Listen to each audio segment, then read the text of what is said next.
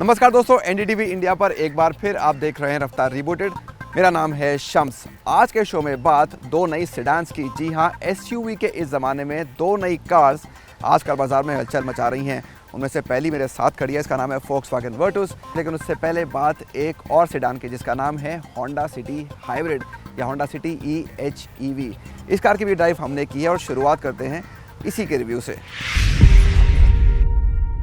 सबसे ज्यादा बिकने वाली और बहुत लोकप्रिय होंडा सिटी ने 1998 से 5 पीढ़ियों में भारत में 8,50,000 से अधिक कारों की बिक्री की है। ये कॉम्पैक्ट सेडान सेगमेंट में अब भी सबसे बेहतरीन कार बनी हुई है और अब ये नए नियम तय करने के लिए तैयार है।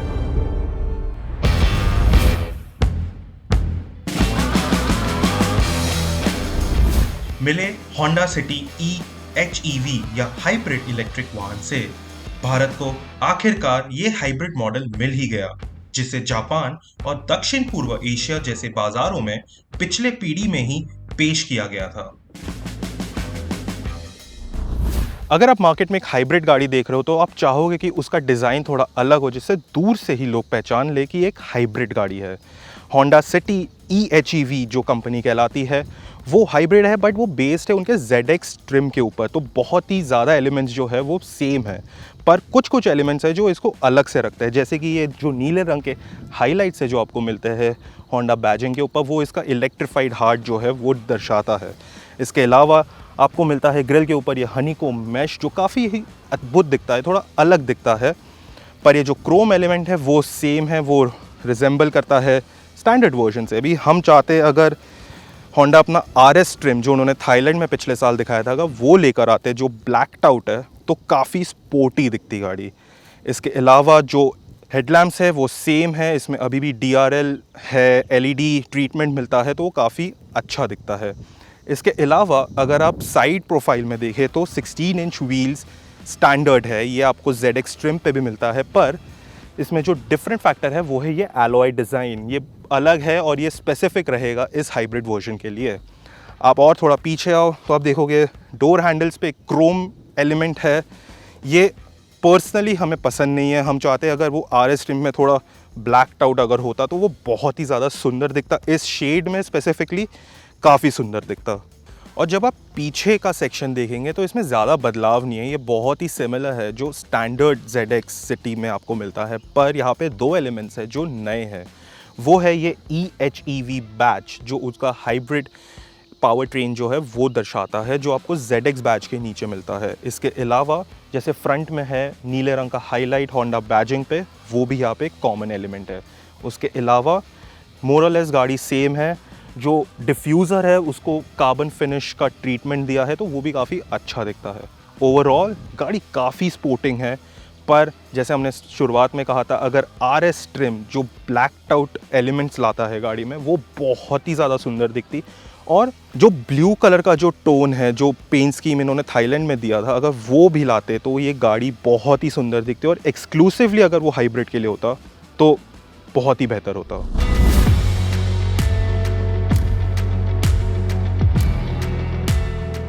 ये सिटी सबसे महंगी ZX वेरिएंट है, तो आपको पूरी तरह से फीचर से भरी हुई कार मिलती है। लेकिन EHEV वेरिएंट पर कुछ बदलाव दिखते हैं। ड्यूल टोन आइवरी और ब्लैक थीम नया है, वहीं सीटों ने अपनी मजबूत आरामदायक एहसास को बनाए रखा है। 8 इंच का टच स्क्रीन इंफोटेनमेंट सिस्टम भी नया है और ये एंड्रॉयड ऑटो और एप्पल कारप्ले के साथ काम करता है। लेकिन ग्राफिक्स और इंटरफेस को बेहतर बनाने के लिए जापानी निर्माताओं को अभी कुछ काम और करना होगा। स्क्रीन में 360 डिग्री कैमरा व्यू के लिए डिस्प्ले भी है, लेकिन नजारा कुछ साफ नहीं दिखाता है। इसके अलावा 3 रोटरी स्विचेस के साथ automatic climate control, USB slots, एक 12 वोल्ट का चार्जिंग सॉकेट और इलेक्ट्रिक सनरूफ के साथ एक स्मार्ट यूटिलिटी स्पेस भी है जहां आपका स्मार्टफोन आराम से फिट हो जाएगा। होंडा सिटी EHEV में wireless charging, wireless Apple CarPlay के साथ वायरलेस एंड्रॉयड ऑटो और वेंटिलेटेड सीट्स की कमी है।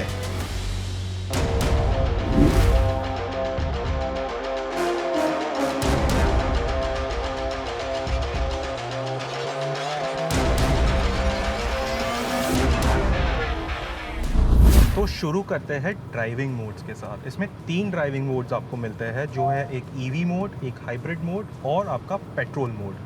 तो जैसे ही आप शुरू करेंगे, गाड़ी इलेक्ट्रिक मोड में शुरू होगी और एक बहुत ही एक सुरीला सा, एक बहुत ही अच्छा सा आवाज़ आता है जो आपको महसूस कराता है कि आप एक इलेक्ट्रिक कार में बैठे हैं। तो जब लोअर स्पीड्स पे चल रहे हो तब वो इलेक्ट्रिक मोटर फंक्शन करता है।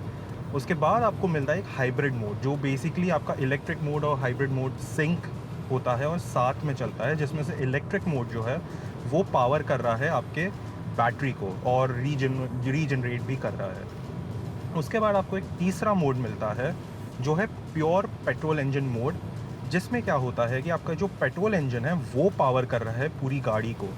जो पहले के 2 मोड्स है उसमें आपका इलेक्ट्रिक मोटर्स एसेंशियली पावर करता है और उसमें पेट्रोल इंजन जो है उसका सिर्फ इतना काम है कि वो बैटरी को जूस करता रहे, वो उसको रीजनरेट करता रहे। डुअल मोटर जो इसमें दिया गया है, डुअल इलेक्ट्रिक मोड है, उसमें फ़ायदा ये है कि आपके पास एक इलेक्ट्रिक मोटर है जो सिर्फ गाड़ी चला रही है और वो सिंक किया है एक और इलेक्ट्रिक मोड के साथ जो आपके व्हील, जो फ्रंट व्हील्स है उसको पावर कर रहा है, और यही इसकी खूबी है।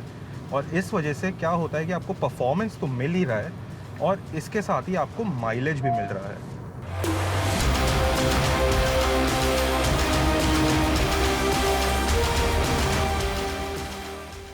और जो हाइब्रिड सिटी है वो अपने स्टैंडर्ड सिटी से ज़्यादा डिफरेंस नहीं है, पर उसमें पावर में बहुत बड़ा फ़र्क तो नहीं है, एक माइनर फ़र्क है, क्योंकि ये जो हाइब्रिड है वो 124 ब्रेक हॉर्स पावर्स पैदा करता है और जो स्टैंडर्ड सिटी है वो 100 bhp के आसपास पावर प्रोड्यूस करता है। तो इससे क्या होता है कि इसमें आपके पास एक एक्स्ट्रा बूस्ट मिलता है। जब आप इलेक्ट्रिक मोड पे भी चल रहे हो तो आपके पास एक्स्ट्रा बूस्ट है। अब इलेक्ट्रिक मोड जो है उसमें 108 ब्रेक हॉर्स पावर्स है और जो आपका जो पेट्रोल जो है वो 98 ब्रेक हॉर्स पावर्स तो है ही, पर इसका मतलब ये नहीं है कि आपको 200 से ज़्यादा ब्रेक हॉर्स पावर मिल रहा है। ये हमने होंडा से भी पूछा था और उनका एक्सप्लेनेशन ये है क्योंकि ये गाड़ी सबसे ज़्यादा वक्त इलेक्ट्रिक मोटर पे चलती रहेगी, तो पेट्रोल इंजन का जो इनपुट होगा वो बहुत ही लिमिटेड होगा, तो इस वजह से वो कभी भी अपने ऑप्टिमम लेवल पे नहीं यूज़ होने वाला। तो इस वजह से इसका जो मैक्सिमम आउटपुट है वो 124 ब्रेक हॉर्स पावर्स है।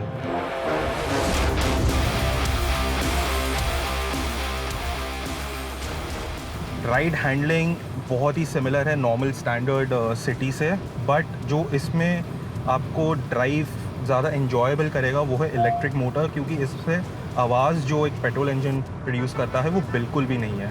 और क्योंकि ये साइलेंट है तो आपका कैबिन नॉइज़ भी लिमिटेड है, बहुत ही मिनिमम पे है। तो जब आप सिटी में चल रहे हो या हाईवे पे भी चल रहे हो तब आपको बहुत ही शांति महसूस होगी और ये काफ़ी अच्छा एक फ़ीचर है इसमें।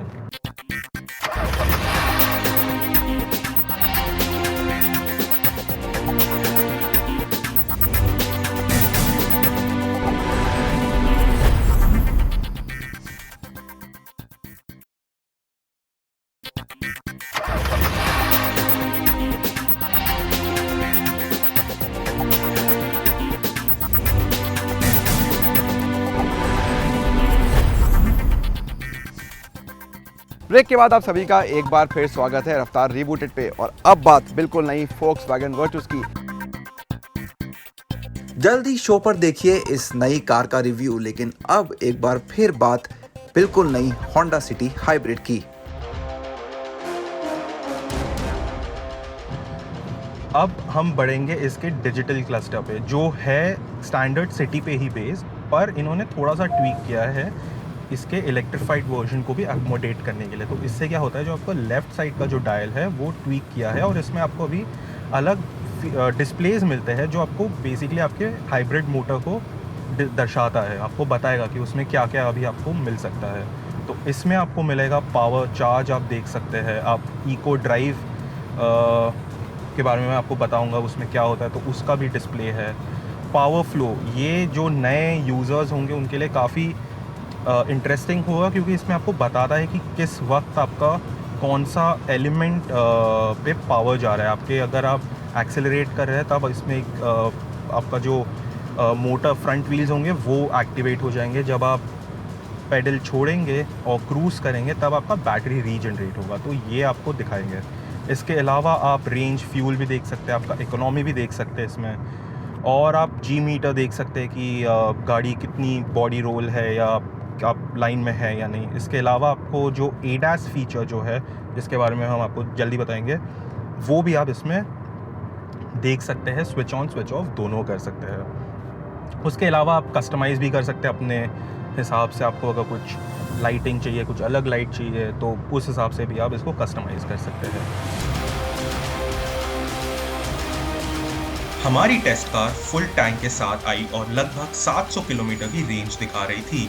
हमें करीब 20 किलोमीटर प्रति लीटर का माइलेज मिला, जिसकी वजह थी कुछ भारी भरकम ड्राइविंग। लेकिन हमारा मानना है कि कुशलता से गाड़ी चलाकर यहाँ दावे की गए 26.5 किलोमीटर लीटर की आंकड़े को छुआ जा सकता है। सिटी EHEV बाजार में सबसे बेहतर माइलेज देने वाली कॉम्पैक्ट सेडान है। यह Maruti Suzuki Ciaz, Skoda Slavia और Hyundai वर्ना को पीछे छोड़ती है, चाहे पेट्रोल हो या डीजल। सिटी हाइब्रिड अब इस सेगमेंट में सबसे ताकतवर पेशकश भी है। मेरा ध्यान कार पर मिलने वाले बहुत सारे टॉर्क पर गया।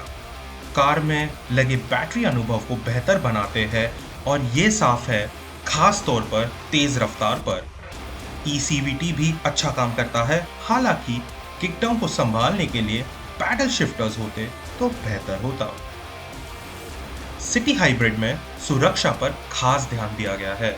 6 एयरबैग से लेके आइसोफिक्स या सभी यात्रियों के लिए 3 पॉइंट सीट बेल्ट हो, या स्टेबिलिटी और ट्रैक्शन कंट्रोल, या फिर anti lock brakes with stability and traction control, या इलेक्ट्रॉनिक ब्रेक फोर्स डिस्ट्रीब्यूशन, ये सब स्टैंडर्ड है।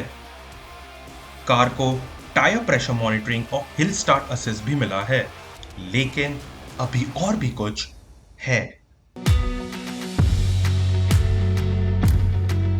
कार होंडा सेंसिंग सेफ्टी और ड्राइवर असिस्टेंट सिस्टम के साथ आई है, जो होंडा का ADAS है। कॉम्पैक्ट सेडान सेगमेंट में यह पहली बार देखा गया है, तो आपको एक कोलिजन मिटिगेशन सिस्टम मिलता है, जो टक्कर होने से पहले कार पर खुद ही ब्रेक लगा देता है अगर आप ना लगाए तो। फिर है रोड डिपार्चर मिटिगेशन सिस्टम, जो आपको एक लाइन में चलाने में मदद करता है। साथ ही अडैप्टिव क्रूज कंट्रोल और ऑटो हेडलैम्प जैसे फीचर्स भी दिए गए हैं।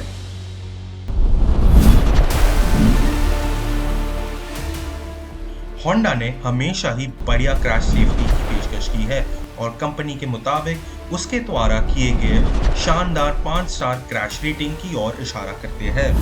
लेकिन हमारे पास made in India hybrid model के लिए कोई ग्लोबल एनकैप स्कोर नहीं है।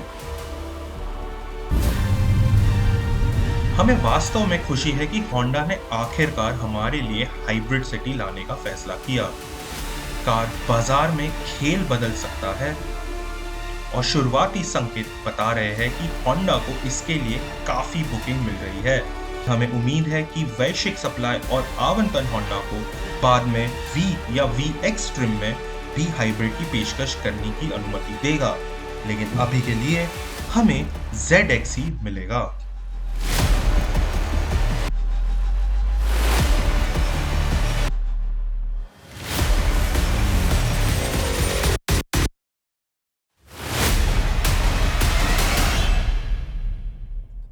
अगले हफ्ते आपसे फिर होगी मुलाकात इस शो पर कुछ और नई कार्स और बाइक्स के साथ। तब तक अपना ध्यान रखिए, सड़क पर बिल्कुल सेफ रहिए और याद है ना, कार में बैठे हो तो सीट बेल्ट और बाइक पे बैठे हो तो हेलमेट पहनना बिल्कुल नहीं भूलना है। नमस्कार।